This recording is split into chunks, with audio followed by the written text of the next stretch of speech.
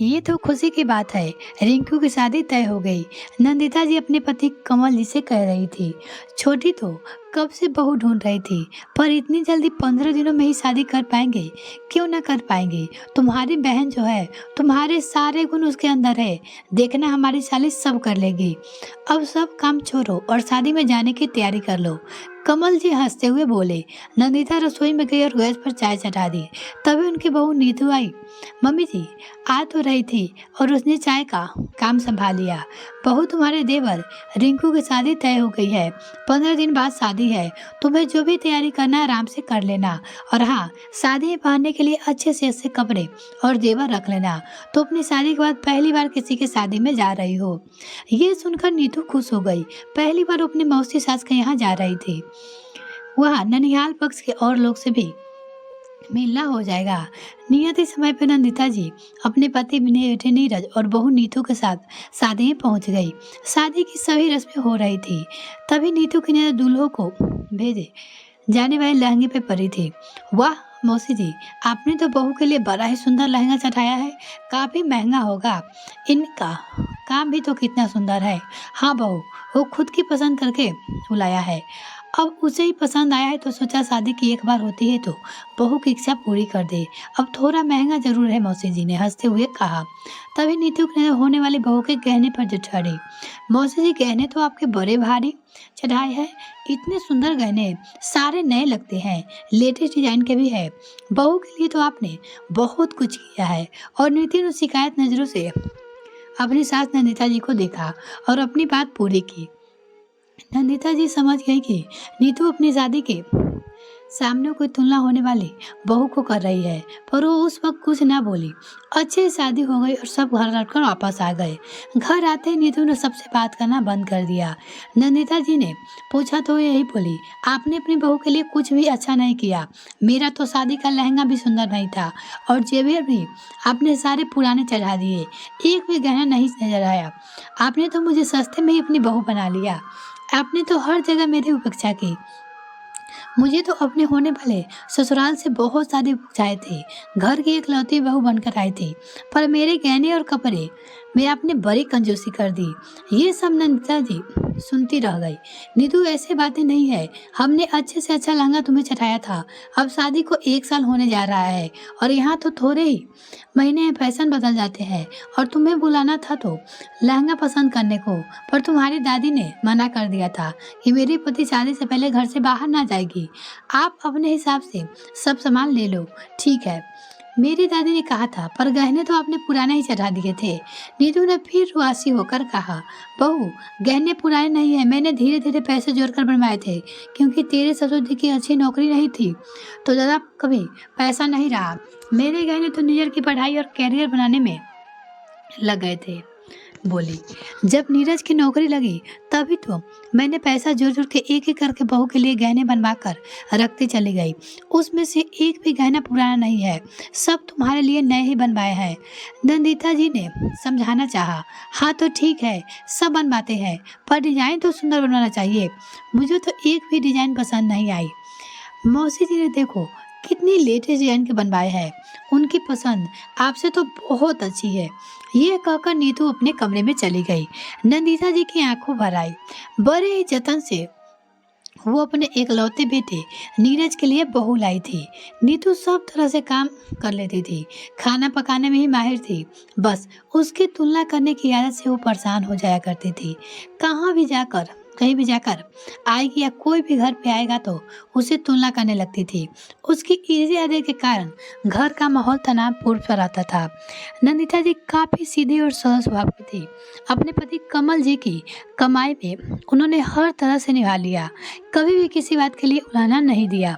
उनके घर में चाहे पैसे की कमी रही, पर घर में हमेशा एक सुकून भरा प्यार वाला माहौल रहा है। क्योंकि घर की गृहिणी ही जब मन से संतुष्ट थी तो घर में कभी कलेश नहीं होता था। वो कभी अपनी आर्थिक स्थिति की तुलना अपनी बहनों से नहीं करती थी। उन्होंने और कमल जी ने जीवन का हर लम्हा सुकून से जिया है। लेकिन जब से नीतू बहू बनकर आई है, घर का सुख शांति ही चली गई है और अब नीतू की तुलना करने की आदत से भी सभी परेशान हो चुके हैं। अपनी बहू से। नीतू कभी भी संतुष्ट नहीं रहती थी। वो काम अपनी मर्जी से करती थी, अपनी पसंद का कपड़ा चुनती थी, लेकिन जब भी वो अपने से बाहर बेहतर कोई भी चीज़ या कपड़ा देख लेती थी तो घर में आकर कलेश मचा देती थी, दूसरे से कंपेयर करती थी। नीतू कभी भी संतुष्ट नहीं रहती थी। वो काम अपनी मर्जी से करती थी, अपनी पसंद का कपड़ा चुनती थी, लेकिन जब भी वो अपने से बेहतर कोई भी चीज़ या कपड़ा देख लेती थी तो घर में कलेश मचा देती थी। हमेशा उसकी यही आदत थी। शादी को 2 साल हो गए और उसने एक बेटी को जन्म दिया। बेटी का नाम टिया रखा। टिया बड़ी ही प्यारी और चुलबुल थी। एक दिन नीतू ने नीरज से कहा कि मुझे टिया से के पहले जन्मदिन के लिए नई फ्रॉक लेनी है और बिल्कुल वैसी लेनी है जैसे आपके दोस्त की बेटी ने अपने पहले जन्मदिन पर पहनी थी। ये सुनकर नीरज चौंक गया। नीतू मेरा दोस्त खानदानी अमीर है और वो पूरा एक बड़ी महंगी और ब्रांडेड भी है। वो 10,000 से कम की नहीं होगी और साल भर की बच्ची के लिए इतना महंगा कपड़ा खरीद कर क्या करेंगे? वो बोले साल भर में वो छोटा हो जाएगा। नीरज ने समझाना चाहा अपनी पत्नी को, आपके लिए मेरी खुशियाँ जरा भी मायने नहीं रखती। मैं क्यों औरों की तरह खुश नहीं रह सकती? अपनी बेटी को औरों की तरह महंगी फ्रॉक नहीं पहना सकती हूँ। नीतू रोने लगी इसी बात को लेकर। नीतू समझा करो, ये तुम औरों से क्यों अपनी तुलना करती हो? महंगी फ्रॉक पहनने से तुम्हें खुशियाँ मिलेगी क्या? हमें एक अच्छी सी ड्रेस वैसे भी ले सकते हैं और हम बहुत खुश हैं। तुम भी खुश रह सकती हो, वो सब तुम्हारे हाथ में है। अच्छा घर है, पति है, सास ससुर भी तुम्हें तंग नहीं करते। जीवन में और क्या चाहिए? पर नीतू समझी नहीं और उसने गुस्से में बेटी का पहला जन्मदिन ही नहीं मनाया। कमल जी और नंदिता जी ने भी उसे बहुत समझाया पर वो मानी नहीं। एक दिन नीतू गुस्से पैर पटकते हुए घर आई और नंदिता जी से कहने लगी, मम्मी जी अब हम भी नया घर ले लेंगे। ये घर काफी पुराना सा हो गया है, जगह जगह से रंगहीन हो गया है। उसकी बात सुनकर नंदिता जी समझ गई कि आज जरूर किटी में कुछ हुआ होगा, इसलिए ये भी नया घर लेना चाह रही है। अभी इस फ्लैट में आए 10 साल ही हुए हैं और घर तो सालों साल चलते हैं, उन्हें इतनी जल्दी बनाना तो नहीं जाता। उन्होंने कुछ नहीं कहा और बोली, तुम नीरज से बात कर लेना। नीतू तो जैसे आज नीरज के आने का इंतजार कर रही थी, आते ही बरस गई। मेरी सहेली ने नया घर लिया है, बड़े बड़े कमरे हैं, कमरे के बाहर बड़ी बड़ी बालकनी है, सामने पार्क है और बहुत ही शानदार इंटीरियर करवाया है।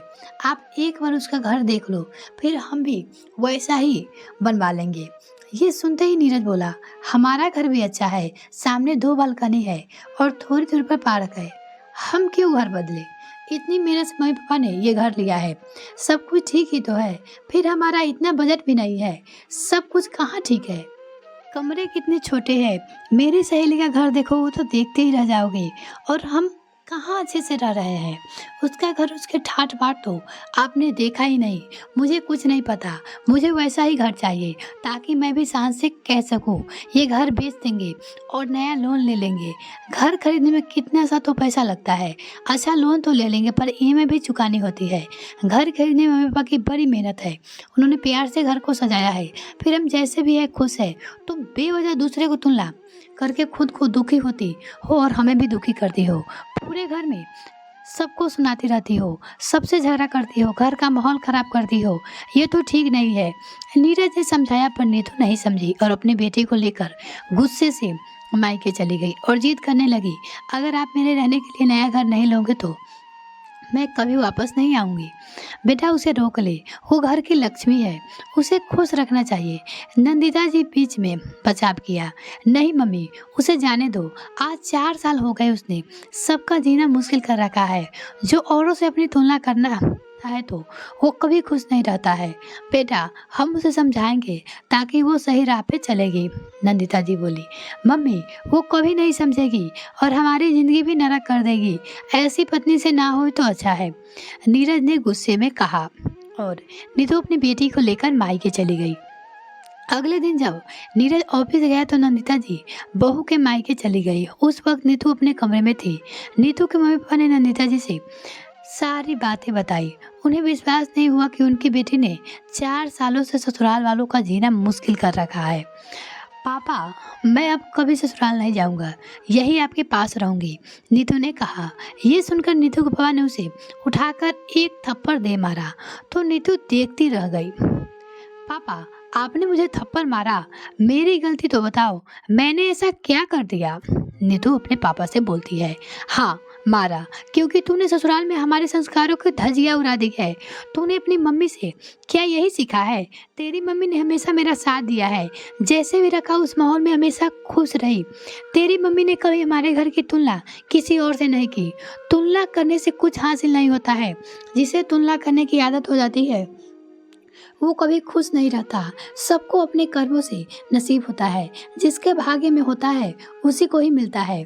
तो इस तरह के जीवन जी रही थी, रोज अपने पति और सास को ताने देती थी। अगर हमें पहले पता होता तो मैं थप्पड़ तुझे पहले ही लगा देता।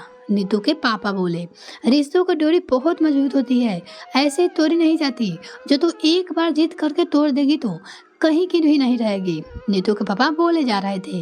ये सब देखकर नीतू की मम्मी भी उसे समझाती है, बेटी घर की गृहिणी के व्यवहार और सोच पर पूरे परिवार की खुशियां निर्भर रहती है।